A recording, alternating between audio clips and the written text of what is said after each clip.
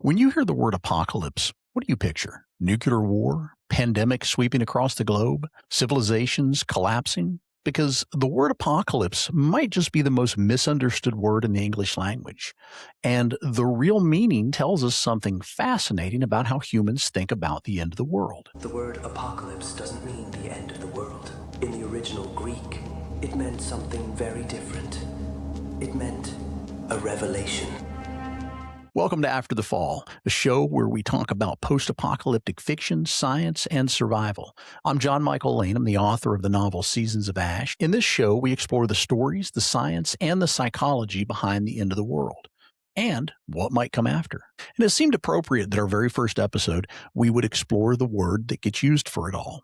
Apocalypse, because the word itself has a much more interesting story than most people realize. The word apocalypse comes from the Greek word apocalypsis. Sounds like I made it up, doesn't it? What that word meant originally was something very different than what it means today. Originally, the word meant to reveal something, or it meant to unveil something that had been hidden. An apocalypse is a moment when something hidden suddenly becomes visible to the world. In ancient religious literature, an apocalypse was a kind of revelation about the nature of reality, or about the truth or justice, or about the ultimate fate of humanity, which is interesting because today the word apocalypse most always means something very different. We mean catastrophe, we mean collapse, we mean the end. So how did the meaning of the word change so dramatically? Part of the answer comes from the most famous apocalyptic text in Western culture, the book of Revelations. Revelations describes visions of cosmic upheavals, war, famine, earthquakes, and the fall of kingdoms.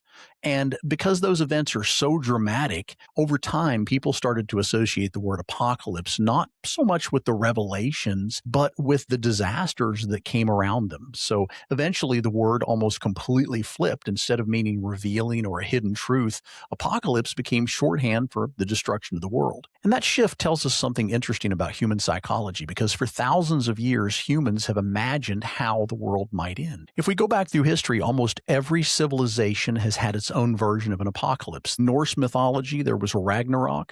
There was a final battle where the gods themselves fall and the world is consumed by fire and then reborn again. In early Christian texts, the book of Revelations describes a cosmic struggle that ends with the collapse of earthly kingdoms and the arrival of a new order. Even ancient flood myths, stories that appear in cultures all around the world, often describe a catastrophic reset of civilization. And when you look at these stories closely, something interesting appears. The apocalypse almost always reflects the fears of the civilizations that imagined it. During the Cold War, for example, the apocalypse people feared most was nuclear war. Today, we imagine all kinds of different endings: climate collapse, global pandemics, artificial intelligence, asteroid impacts, and supervolcanoes. Each era imagines its own version of the end of the world. And while the stories change, what's behind them does not. The stories are really about what catastrophe reveals about a society. I'm reading a fascinating book recently by an author named Lizzie Wade, Apocalypse: How Catastrophe Transformed Our Worlds and Can Forge New Ones.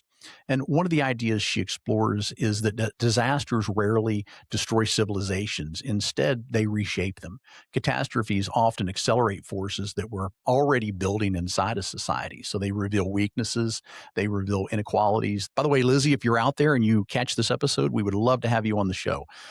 If you hear this, reach out. I would love to talk, because the ideas explored in your book really speak to the heart of what we're getting at here. Post-apocalyptic fiction has absolutely exploded in popularity over the last few decades. Books, movies, television, stories about the apocalypse are everywhere. But what's interesting about these stories is that they're rarely about collapse. I have a favorite saying from Jeffrey Dean Morgan, the actor that played Negan on The Walking Dead, and his quote was, "It's not a show about zombies, it's a show about people." That sentiment shows up a lot in interviews around the series. The walkers are really just backdrop. The real story is about how people change under pressure and what we're willing to do to survive. It's about morality, power, and community. This is important because it shows the show in a different light. It's not just zombies and EMP porn, but a continuation of one of the oldest stories in human history. These stories are about moral choices in a world where the old rules have disappeared. A couple great books in this genre are The Road, Station 11, and The Dog Stars. These really ask the same question.